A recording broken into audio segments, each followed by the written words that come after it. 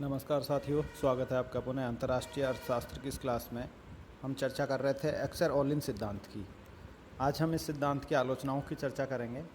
तो एक्सर ओलिन सिद्धांत की आलोचनाएं। इसमें कोई संदेह नहीं है कि एक्सर ओलिन सिद्धांत को अंतर्राष्ट्रीय व्यापार के सिद्धांत के पुराने दृष्टिकोण की तुलना में अधिक सही, सटीक, वैज्ञानिक और विश्लेषणात्मक रूप से बेहतर पाया गया है। फिर भी इसकी कुछ कमियाँ हैं जिसके लिए अनेक लेखकों द्वारा इसकी आलोचना की गई है। एक एक करके हम इन आलोचनाओं को अध्ययन करते हैं। पहली आलोचना है आंशिक संतुलन विश्लेषण। हेबरलर ने हालांकि ओलिन के सिद्धांत को मान्यता दी, फिर भी यह एक सामान्य संतुलन अवधारणा विकसित करने में विफल रहा है। उनका कहना है यह हालांकि आंशिक संतुलन विश्लेषण का एक हिस्सा है। यह सिद्धांत केवल व्यापार के पैटर्न की साधन अनुपात और साधन गहनता के आधार पर व्याख्या करने की कोशिश करता है, जबकि परिवहन लागतें, पैमाने की मितव्यताएं, बाहरी मितव्यताएं आदि जैसे अन्य प्रभावों की अनदेखी करता है जिनका कि उत्पादन की लागत पर बहुत महत्वपूर्ण प्रभाव पड़ता है। ऐसी स्थिति में एल्सवर्थ का कहना है कि कई कारणों के लागत पर एक साथ प्रभाव डालने की स्थिति में ये एक शुद्ध परिणाम पर पहुंचने के लिए सभी लागतों को कम करने वाले और लागतों को बढ़ाने वाले शक्तियों के प्रभाव को जोड़ने का मामला बन जाता है। तो इस तरीके से ये आंशिक संतुलन विश्लेषण का एक हिस्सा है। अब हम बात करते हैं दूसरी आलोचना की, वो है कि अत्यधिक सरलीकृत मान्यताएं। यह सिद्धांत पूर्ण प्रतियोगिता, संसाधनों का पूर्ण रोजगार, समान उत्पादन फलन, पैमाने के स्थिर प्रतिफल, परिवहन लागतों की अनुपस्थिति और उत्पाद विभेदन की अनुपस्थिति आदि सरलीकृत मान्यताओं पर आधारित है। इन मान्यताओं के कारण ये जो पूरा मॉडल है वो काफ़ी अवास्तविक हो जाता है। नेक्स्ट है स्थैतिक विश्लेषण। हेक्सर ओलिन मॉडल उत्पादन दिए गए उत्पादन फलनों, आय और लागत के साधनों की मात्रा को स्थिर मानता है, अर्थात उनमें कोई परिवर्तन नहीं आता है अध्ययन अवधि के दौरान। इसका अर्थ है कि सिद्धांत एक स्थिर सेटिंग में अंतर्राष्ट्रीय व्यापार के पैटर्न की जांच करता है। इस तरह के विश्लेषण से निकाले गए निष्कर्षों को एक गतिशील आर्थिक प्रणाली के लिए लागू नहीं किया जा सकता। उनको लागू किया जाएगा तो वो उचित नहीं होंगे। तो इस तरीके से ये आलोचना इसकी की गई कि ये स्थैतिक विश्लेषण है। नेक्स्ट आलोचना है समान साधन, यानी गुणवत्ता की दृष्टि से साधनों को समान मानता है। सिद्धांत बताता है कि साधनों में कोई गुणात्मक अंतर नहीं है। ये साधन सटीक माप के लिए सक्षम है ताकि साधन विन्यास अनुपात की दो देशों में गणना की जा सके। वास्तविक दुनिया में हालांकि गुणात्मक साधन अंतर मौजूद है। अलग अलग देशों के जो मैन पावर है चाहे से और दूसरे प्राकृतिक संसाधन है उत्पादन के, वो गुणात्मक दृष्टि से अलग अलग हैं। इसके अलावा प्रत्येक साधन के एक से अधिक प्रकार भी हो सकते हैं। ये लागतों की माप और तुलना और व्यापार पैटर्न के निर्धारण में गंभीर जटिलताएं पैदा करता है। तो साधनों की गुणवत्ता समान नहीं है वास्तव में। नेक्स्ट है उत्पाद विभेदन की उपेक्षा। यह सिद्धांत अंतर्राष्ट्रीय व्यापार में उत्पाद विभेदन या प्रोडक्ट डिफरेंशिएशन द्वारा निभाई गई भूमिकाओं की अनदेखी करता है। यहाँ तक कि जब उत्पादन एजेंट दो देशों में समान होते हैं तब भी अंतर्राष्ट्रीय व्यापार उत्पाद विभेदन के कारण हो सकता है। उदाहरण के लिए जापान में बनाई हुई मशीनों को यूएसए में बेचा जाता है और अमेरिका में बनाई हुई या यूएसए में बनाई मशीनों को जापान में बेचा जाता है। तो ये क्यों पॉसिबल हो पाता है? क्योंकि प्रोडक्ट डिफरेंशिएशन की वजह से। इस मामले में विजन होल्ड्स का मानना है कि साधन कीमतें लागत का निर्धारण नहीं करती हैं, बल्कि साधन कीमतें जो हैं निर्धारित करने वाली वस्तुओं की कीमतें हैं। तो साधन कीमतें लागत का निर्धारण नहीं करती हैं, बल्कि साधनों की कीमतों का निर्धारण वस्तुओं की कीमतों से होता है। वस्तुओं की कीमतें खरीदारों के लिए उनकी उपयोगिता या मांग की ताकत द्वारा निर्धारित होती हैं और कच्चे माल, श्रम आदि जैसे साधनों की कीमतें अंततः अंतिम माल की मांग और कीमतों पर निर्भर होती हैं, क्योंकि उनके लिए मांग जो है व्युत्पन्न मांग होती है। तो साधनों की मांग को हमेशा व्युत्पन्न या डिराइव्ड डिमांड कहा जाता है। इसलिए विजन होल्ड्स ने कहा है कि केवल कीमतें वही चीज़ हैं जिन्हें हम डेटा के रूप में स्वीकार कर सकते हैं। बाकी जो सब कुछ है उन सब से व्युत्पन्न किया जाता है या प्राप्त किया जाता है। वे रिकार्डियन सिद्धांत और एक्सर ओलिन सिद्धांत दोनों को दोषपूर्ण मानते हैं, क्योंकि वे लागत को साधन कीमतों से संबंधित और अंतर्राष्ट्रीय व्यापार पर उत्पाद विभेदन के प्रभाव की उपेक्षा करते हैं। दोनों ही सिद्धांत जो है उत्पाद विभेदन या प्रोडक्ट डिफरेंशिएशन को उपेक्षा करते हैं, उसको ध्यान में नहीं रखते हैं। नेक्स्ट है साधन अनुपात और विशेषज्ञता। एचओ सिद्धांत बताता है कि सापेक्ष साधन अनुपात या साधन विन्यास विभिन्न देशों के निर्यात में विशेषज्ञता का निर्धारण करते हैं, यानी कि किस में वो विशिष्टीकरण करेगा वो इन दो फैक्टर्स पर डिपेंड करता है। पूंजी प्रचुर देश पूंजीगत वस्तुओं का निर्यात करते हैं और श्रम प्रचुर देश श्रमगहन वस्तुओं का निर्यात करते हैं। इसका तात्पर्य यह है कि ऐसे देशों या क्षेत्रों के बीच व्यापार नहीं होगा जो समान सापेक्ष साधन अनुपात रखते हैं या वह एक जैसे साधन अनुपात वाले हैं, पर यह सच्चाई नहीं है। विश्व व्यापार का एक बड़ा हिस्सा संयुक्त राज्य अमेरिका और पश्चिमी यूरोपीय देशों के बीच में होता है, इस तथ्य के बावजूद कि उनमें सभी में सापेक्षिक पूंजी प्रचुरता है और श्रम की कमी है। एचओ सिद्धांत ऐसे मामलों में व्यापार का पूर्ण और संतोषजनक विवरण प्रदान नहीं कर पाता है। वास्तव में विशेषज्ञता या विशिष्टीकरण को न केवल साधन अनुपात द्वारा नियंत्रित किया जा सकता है, बल्कि लागत और मूल्य अंतर, परिवहन लागतों, पैमाने की मितव्यताएँ, बाहरी मितव्यताओं आदि कारकों द्वारा भी नियंत्रित किया जाता है। और एचओ सिद्धांत इन साधनों की अनदेखी करता है स्पष्ट रूप से, इस वजह से ये इसमें सीमाएँ या इसकी आलोचना है। साधन मांगों की उपेक्षा। एचओ सिद्धांत मानता है कि साधन कीमतें किसी देश साधन विन्यास द्वारा निर्धारित की जाती हैं। इसका मतलब है कि पूंजी प्रचुर देश, श्रम दुर्लभता वाले देश में ब्याज की दर अपेक्षाकृत कम होनी चाहिए और मजदूरी की दरें अपेक्षाकृत अधिक होनी चाहिए। लेकिन इस आधार पर संयुक्त राज्य अमेरिका में ब्याज की दरें कम होनी चाहिए, लेकिन ये वास्तव में अधिक है, क्योंकि उस पूंजी अधिशेष या पूंजी अधिकता वाले देश में भी पूंजी की मांग बहुत अधिक है। चूँकि किसी भी फैक्टर की जो कीमत होती है, साधन की कीमत होती है, उसकी मांग और आपूर्ति दोनों दशाओं पर निर्भर करती है, केवल पूर्ति पर नहीं। तो सापेक्ष साधन कीमतें न केवल उनकी आपूर्ति से प्रभावित होती है, बल्कि उनकी मांग से भी डिपेंड करती हैं। एचओ सिद्धांत उनकी कीमतों पर साधनों के मांग के प्रभाव को ध्यान रखने में विफल रहता है, इसलिए इसकी आलोचना की जाती है। अगली आलोचना वो है साधनों की गतिशीलता के बारे में। यह सिद्धांत मानता है कि साधनों की अंतर्राष्ट्रीय गतिशीलता का अभाव है। ये धारणा मान्य नहीं है।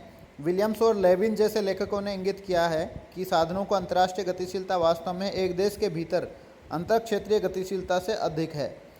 ये कम विकसित देशों के पेट्रोलियम, खनिज और वृक्षारोपण आदि निर्यात क्षेत्रों में उन्नत देशों से बड़े अंतर्राष्ट्रीय पूंजी प्रवाह के रूप में स्पष्ट रूप से दिखाई देता है कि बड़े बड़े विकसित देश हैं, वो अविकसित देशों के अंदर एक्सपोर्ट सेक्टर में बहुत सारा पूंजी निवेश कर रहे हैं।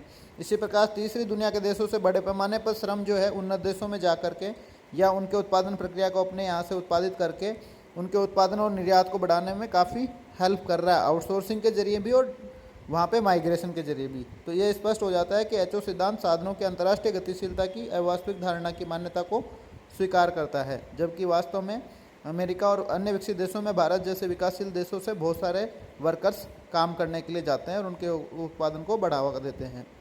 नेक्स्ट है तकनीकी परिवर्तनों की उपेक्षा। एचओ मॉडल समान उत्पादन फंक्शन की मान्यता को लेकर चलता है। तात्पर्य यह है कि किसी देश में तकनीकी स्थितियां अपरिवर्तित रहती हैं। यह धारणा फिर से अवास्तविक है। उन्नत और कम विकसित देश दोनों ही प्रकार के देशों में उत्पादन की तकनीकों में निरंतर सुधार हुआ है और एचओ सिद्धांत में तकनीकी परिवर्तन की उपेक्षा इस मॉडल को वास्तविकता से काफ़ी दूर ले जाती है। नेक्स्ट है साधन गहनता। यह सिद्धांत साधन गहनता की अवधारणा को बहुत महत्व देता है। इस मॉडल में माना जाता है कि एक वस्तु पूंजी गहन है और दूसरी वस्तु श्रम गहन है। पूंजी गहन वस्तु दोनों देशों में पूंजी गहन रहती है और श्रम गहन वस्तु दोनों देशों में श्रम गहन बनी रहती है। इसका मतलब है कि फैक्टर इंटेंसिटी या साधन गहनता में व्युत्क्रमण या उल्टा होने की स्थिति नहीं पाई जाती है। और जो साधन गहनता व्युत्क्रमण की स्थिति में क्या होता है कि एक वस्तु जो एक देश में पूंजी गहन है दूसरे देश में श्रम गहन बन जाती है और इसका उल्टा। इस मुद्दे पर अनुभवजन्य जो साक्ष्य मिले हैं वो इसका समर्थन नहीं करते हैं। हालांकि अगर साधन गहनता का व्युत्क्रमण होगा तो एचओ सिद्धांत पूरी तरह से समाप्त हो जाता है, वो लागू नहीं हो पाता है। नेक्स्ट है उत्पादों की उपेक्षा। कभी कभी मुख्य उत्पाद की तुलना में उप उत्पादों की भी बहुत महत्वपूर्ण होते हैं। एक्सेर-ओलिन थ्योरम जो है सिद्धांत है वो इसके बारे में कोई स्पष्टीकरण नहीं देता है कि उप उत्पादों के मामले में व्यापार की शर्तें कैसे निर्धारित की जाएगी। जो मेन प्रोडक्ट होता है उसके साथ साथ में जो प्रोडक्ट बनते हैं उनको कहा जाता है उप उत्पाद। समान अनुपात के तहत भी व्यापार की संभावना। साधन अनुपात सिद्धांत का तात्पर्य है कि दो देशों के बीच साधन अनुपात समान होने पर अंतर्राष्ट्रीय व्यापार की कोई संभावना नहीं हो सकती है। केवल उसी स्थिति में व्यापार होगा जब दोनों देशों के साधन अनुपात भिन्न भिन्न होंगे। वास्तव में समान साधन अनुपात वाले देशों के बीच भी व्यापार होना संभव है। इसको हम और ये कब संभव हो सकता है, जबकि दोनों देशों में उपभोक्ताओं की मांग जो डिमांड है या प्राथमिकताएं हैं वो अलग अलग हो।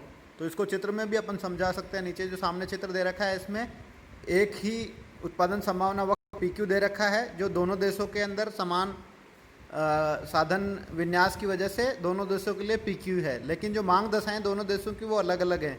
A1 A2 A देश की मांग दशाएं हैं जो उसके सामुदायिक उदासीनता वक्र द्वारा व्यक्त की गई हैं और B1 B2 B देश की मांग दशाएं हैं जो कि B देश के अंदर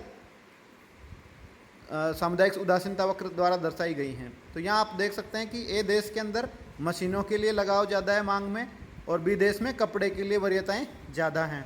तो इस तरीके से संतुलन से पहले की स्थिति बिना व्यापार की स्थिति में R1 पर A देश करेगा जहाँ पे वो R1 की स्थिति में होगा और व्यापार से पहले B देश S1 की स्थिति में। अगर वो व्यापार करें तो अंतर्राष्ट्रीय जो विनिमय रेखा है T1 उस पर उत्पादन बिंदु आर पर दोनों देश उत्पादन करेंगे और उसके बाद में आयात निर्यात करके R2 और S2 पर उपभोग कर रहे होंगे। तो अगर व्यापार होता है तो उसके बाद में ए देश है R2 पे उपभोग करेगा, जहाँ पे वो मशीनों की R2M मात्रा का उपभोग करेगा और कपड़े की OM मात्रा का। इसी तरीके से बी देश जो है वो मशीनों की तो ON मात्रा का उपभोग करेगा और कपड़े की NS2 मात्रा का उपभोग करेगा।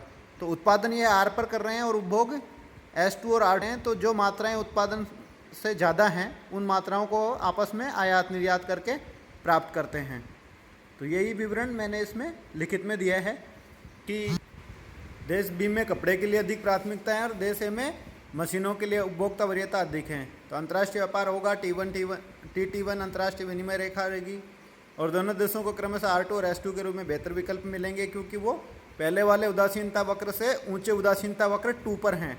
तो वहाँ दोनों देशों की कल्याण की स्थिति में फायदा हुआ है, उनको लाभ हुआ है व्यापार से, जबकि दोनों देशों के साधन विन्यास या उत्पादन संभावना वक्र एक जैसा है PQ के रूप में। तो ये हमारा विवरण हमें समझा रहा है कि उत्पादन की दशाएं दोनों देशों में समान होने पर भी, साधन विन्यास समान होने पर भी अंतर्राष्ट्रीय व्यापार हो सकता है और उससे दोनों देशों को लाभ प्राप्त होगा। तो ये इस जो भाग है सिद्धांत का, इसको HO थ्योरी नहीं समझा पाती है। लास्ट जो आलोचना की जाती है वो अस्पष्टता के रूप में किया जाता है कि सिद्धांत जो है वो अस्पष्ट है। इसमें कोई संदेह नहीं है कि ये सिद्धांत अंतर्राष्ट्रीय व्यापार के आधार के रूप में साधन कारकों की भिन्नताओं को बताता है, लेकिन ये सिद्धांत फिर भी अस्पष्ट और अनेक प्रकार की शर्तों या मान्यताओं पर आधारित है। कई प्रतिबंधक और अवास्तविक मान्यताओं पर निर्भर करता है। हेबरलन ने अपने शब्दों में कहा है कि उत्पादन के कई साधनों के साथ, जिनमें से कुछ गुणात्मक रूप से विभिन्न देशों के बीच भिन्न भिन्न होते हैं और विभिन्न देशों में असमान उत्पादन फलन भी होते हैं, साथ में व्यापार की संरचना के संबंध में कोई प्राथमिक सामान्यीकरण प्रदान नहीं कर पाता है। यानी कि अगर इनके साथ में, इन सब प्रॉब्लम्स के साथ में अगर कोई सामान्यीकरण करता है तो उसमें अनेक प्रकार की त्रुटियां पाई जाएंगी। तो निसंदेह यह सिद्धांत कुछ अवास्तविक मान्यताओं पर आधारित है, निष्कर्ष रूप में कह सकते हैं। फिर भी लैंकेस्टर इसे अपने उद्देश्यपूर्ण और सरलता के कारण अंतर्राष्ट्रीय व्यापार के सिद्धांत के रूप में केंद्रीय महत्व देते हैं, केंद्रीय स्थान देते हैं। उनका कहना है कि ये वास्तव में अंतर्राष्ट्रीय व्यापार का सरल मॉडल है, जैसा कि उपभोक्ता व्यवहार को समझने के लिए दो वस्तु वाले उदासीनता वक्र या इंडिफरेंस कर्व का मॉडल होता है। तो इस तरीके से सरलता से अंतर्राष्ट्रीय व्यापार को समझाने का एक अच्छा सिद्धांत है और इस प्रकार से हमारा HO सिद्धांत पूरा होता है। धन्यवाद।